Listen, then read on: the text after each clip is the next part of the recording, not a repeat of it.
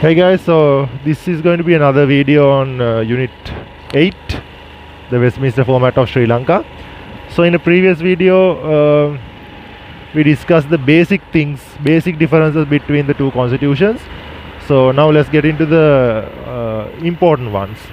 So first of all, the legislature. Under the Salisbury Constitution, what we received was a parliament. Our legislature was a parliament.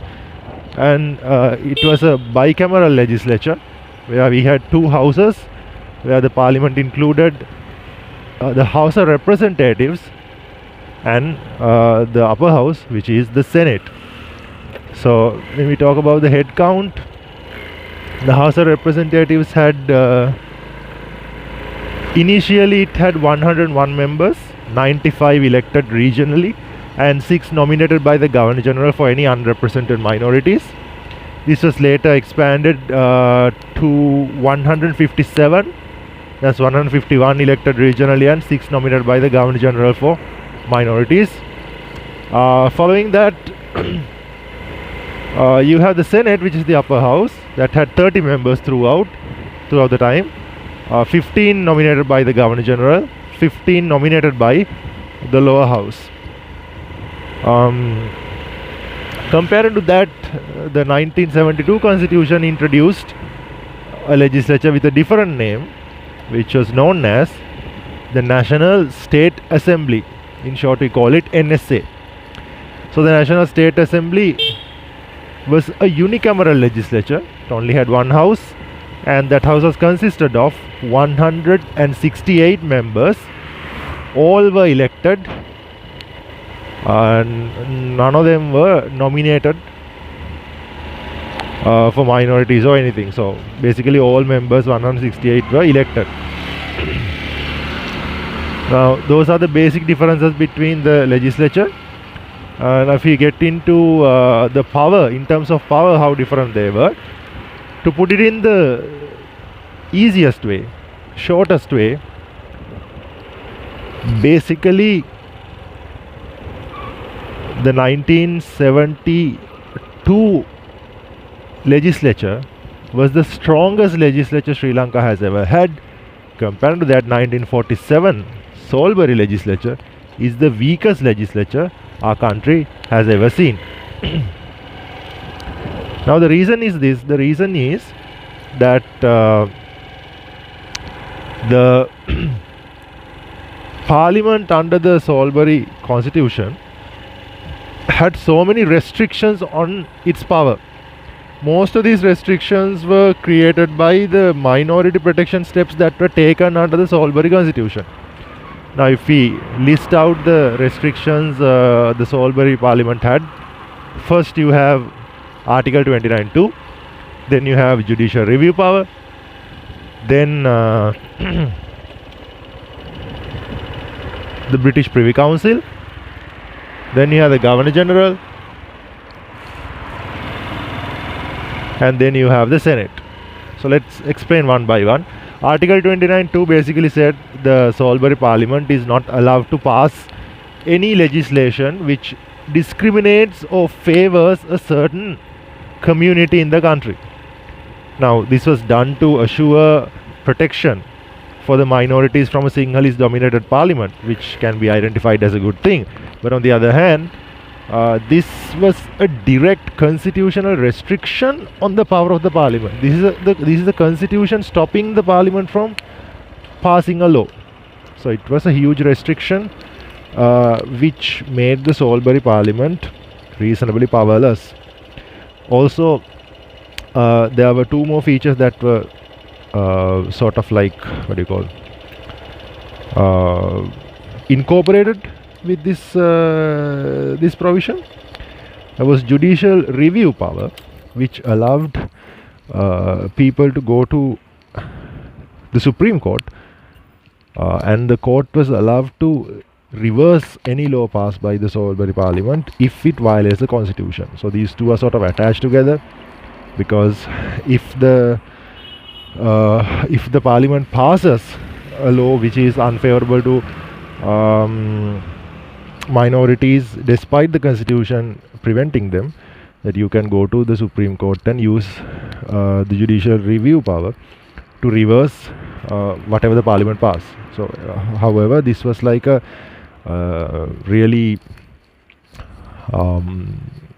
bad thing in terms of the power of the parliament, because the judiciary being able to reverse a fair and square decision made by the legislature is it's like a big hit on the power of the legislature.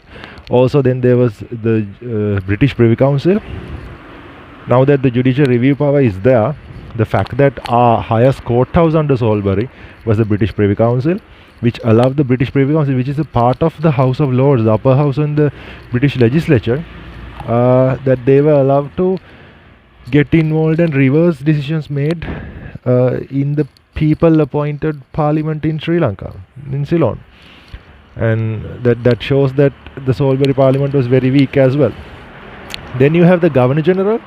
Now, even when some decision is made by the two houses of the parliament and they have passed it fair and square, it still wasn't a law until it was signed by the Governor General.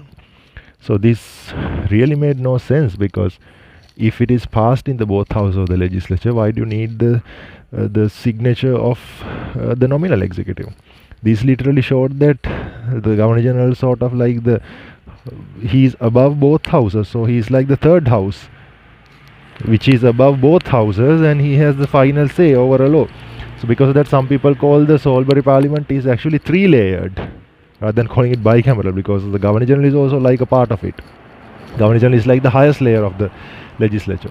Then of course the Senate is there. Now, although you say that Senate is a part of the Parliament, yes, and when you say the restrictions on the Salisbury Parliament, the word Parliament includes Senate as well, yes, but mostly when it comes to the practical aspect of it, we talk about the lower house, House of Representatives, which is like the elected Parliament.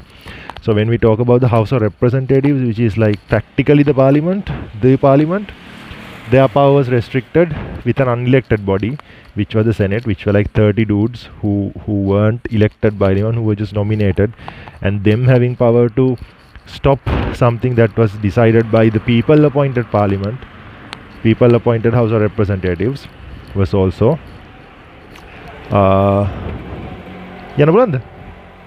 okay, thank you.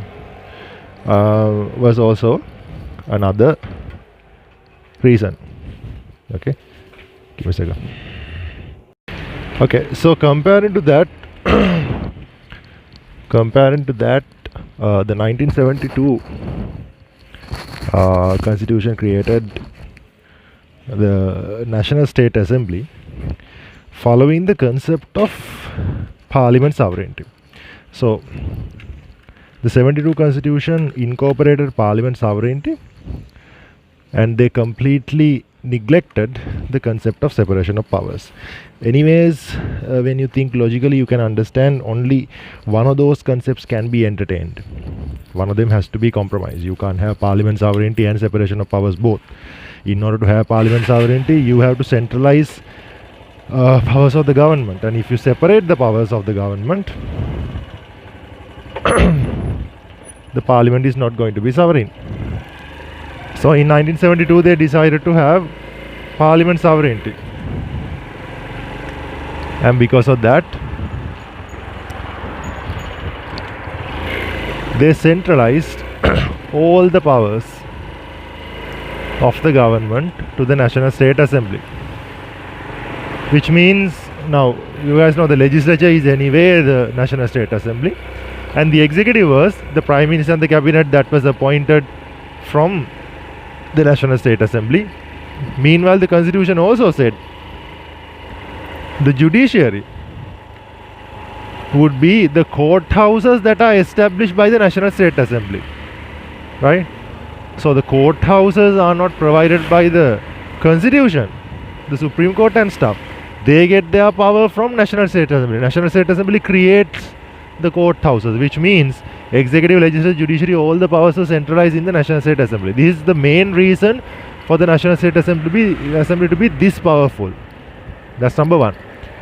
And there's another very unique feature, that the National State Assembly was allowed to pass laws against the constitution also. Even if there's a law which is against the constitution, the NSA was allowed to pass this with a 2/3 majority. Now this shows under the first Republican Constitution, the legislature and the National State Assembly was more supreme than the Constitution. The supremacy was given to the legislature. Supremacy was given to the National State Assembly, not to the Constitution. Right? So therefore we can see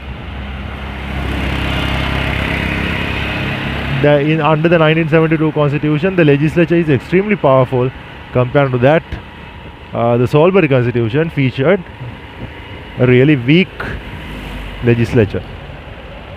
Right, that's about the legislatures of the 47 and the 1972 constitutions.